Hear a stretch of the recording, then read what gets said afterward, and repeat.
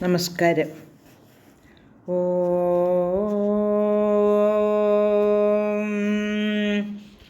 ഓം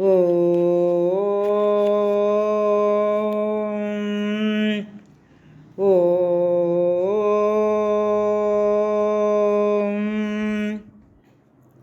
സർവമംഗളമംഗല്യേ ശിവേ സർവാർത്ഥസാധികേ ശരണ്യേ ത്രൈംബകേ ഗൗരി നാരായണി നമോസ്തുതേ. ഓം മഹാദേവ്യേ നമഃ. ശ്രീമദ് ദേവി ഭാഗവതം ദ്വിതീയ സ്കന്ധം അധ്യായം 4. ഇപ്പോൾ ശന്തനു മഹാരാജാവും ഗംഗാദേവിയും തമ്മിൽ വിവാഹം കഴിച്ച് സുഖമായി രാജമന്ദിരത്തിൽ വസിക്കുകയാണ്. അങ്ങനെ കാലം കുറെ കഴിഞ്ഞപ്പോൾ ഗംഗ ആദ്യത്തെ പുത്രനെ ഗർഭം ധരിച്ച് പ്രസവിച്ചു. ആദ്യത്തെ വസുവിനെ പ്രസവിച്ചു. ഉടൻ തന്നെ ആ ശിശുവിനെ അവൾ ഗംഗാനദിയിൽ എറിഞ്ഞു. രണ്ടാമത് പ്രസവിച്ചപ്പോഴും അങ്ങനെ തന്നെ ചെയ്തു. അങ്ങനെ മൂന്നാമത്തെയും നാലാമത്തെയും അഞ്ചാമത്തെയും ആറാമത്തെയും ശിശുക്കളെ ഗംഗയിൽ എറിഞ്ഞപ്പോൾ രാജാവിന് വളരെയധികം വിഷമം തോന്നി. എൻ്റെ 7 പുത്രന്മാരെ ഇവൾ കൊന്നുകളഞ്ഞു. ഇനി ഇവളെ ഇതിൽ നിന്നും തടഞ്ഞില്ലെങ്കിൽ എനിക്കെങ്ങനെയാണ് എൻ്റെ വംശം നിലനിർത്താൻ കഴിയുന്നത് എന്നിങ്ങനെ രാജാവ് ചിന്തിച്ചു. അങ്ങനെ 8ാമതും ഗർഭം ധരിച്ചു. അപ്പോൾ രാജാവ് വിചാരിച്ചു, ഇനിയെങ്കിലും ഞാൻ ഇവളെ തടഞ്ഞില്ലെങ്കിൽ എൻ്റെ വംശം നശിച്ചു പോകും. ഇവൾ ആ കുഞ്ഞിനെ രക്ഷിക്കുമോ ഇല്ലയോ എന്നൊന്നും എനിക്ക് യാതൊരു നിശ്ചയവുമില്ല. അതുകൊണ്ട് ഞാനിപ്പോൾ പ്രധാനമായിട്ട് ചെയ്യേണ്ടത് എൻ്റെ വംശം നിലനിർത്തുകയാണ് എന്നൊക്കെ ശന്തനു മഹാരാജാവ് ചിന്തിച്ചു. അങ്ങനെ 8ാമത്തെ വസു പുത്രനായി പിറന്നു. ആ പുത്രൻ വസിഷ്ഠധേനുവായ നന്ദിനിയെ അപഹരിച്ച സ്ത്രീജിതനായ വസു ആയിരുന്നു.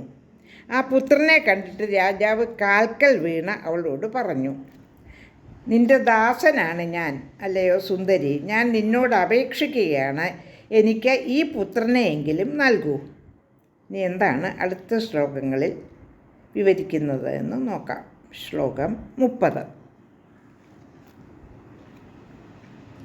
ഹിംസിതാ സപ്തപുത്രാഭേ കരഭോരുത്വയാ ശുഭാഃ അഷ്ടമം രക്ഷ ശുശ്രോണി പദാമി തവ പാദയോഃ.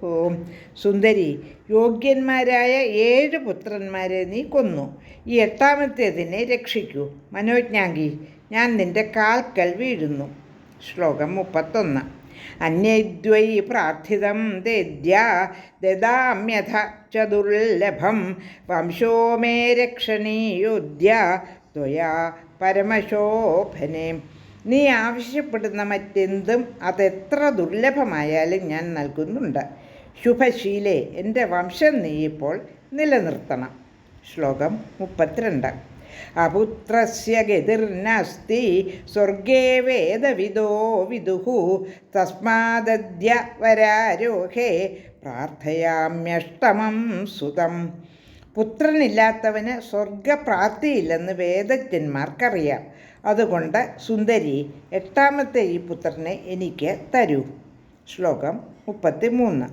ഇത്യുക്താപി ഗൃഹീത്വാദം യഥാ ഗന്ധും സമുത്സുക തഥാ സ കുപിതോ രാജ തമുവാചാതി ദുഃഖിത. എന്ന് പറഞ്ഞത് കേട്ടിട്ടും അവൾ പുത്രനെയും എടുത്തുകൊണ്ട് പോകാൻ തുനിഞ്ഞപ്പോൾ അത്യന്തം ദുഃഖിതനായ രാജാവ് കുപിതനായി അവളോട് പറഞ്ഞു, പാപിഷ്ടേ കിം കരോമ്യദ്യ നിരയാന്ന വിഭേഷിക്കും കാസി പാപകരാണാം ത്വം പുത്രീ പാപരതാ സദാ. പാപിഷ്ടേ, നീ ഇപ്പോൾ എന്ത് ചെയ്യാനാണ് തുടങ്ങുന്നത്? നരകത്തെ പോലും പേടിയില്ലേ നിനക്ക്? സദാ പാപം ചെയ്യുന്ന നീ ഏത് മഹാപാപയുടെ മകളാണ്? ശ്ലോകം 35. യഥേച്ഛം ഗച്ഛവാതിഷ്ഠ പുത്രോ മേസ്ത്യതാമിഹ കിം കരോമി ത്വയാ പാപേ വംശാന്തകരയാ നയാ. നീ നിൻ്റെ ഇഷ്ടം പോലെ പൊയ്ക്കോ, അല്ലെങ്കിൽ ഇവിടെ നിന്നു. എന്നാൽ പുത്രൻ ഇവിടെ നിൽക്കട്ടെ. പാപിഷ്ടേ, വംശം മുടിക്കുന്ന ഈ നിന്നെക്കൊണ്ട് ഞാൻ എന്ത് ചെയ്യും? ശ്ലോകം 36. ഏവം വദതി ഭൂപാല സാ ഗൃഹീത്വാ സുതം ശിശും ഗച്ഛന്തി വചനം കോപസംയുത തമുവാചക. രാജാവ് ഇങ്ങനെ പറഞ്ഞിട്ടും അവൾ ശിശുവായ പുത്രനെ എടുത്തുകൊണ്ടുപോകെ രാജാവിനോട് കോപത്തോടുകൂടി ഇങ്ങനെ പറഞ്ഞു. ലോകാ സമസ്താ സുഖിനോ ഭവന്തു.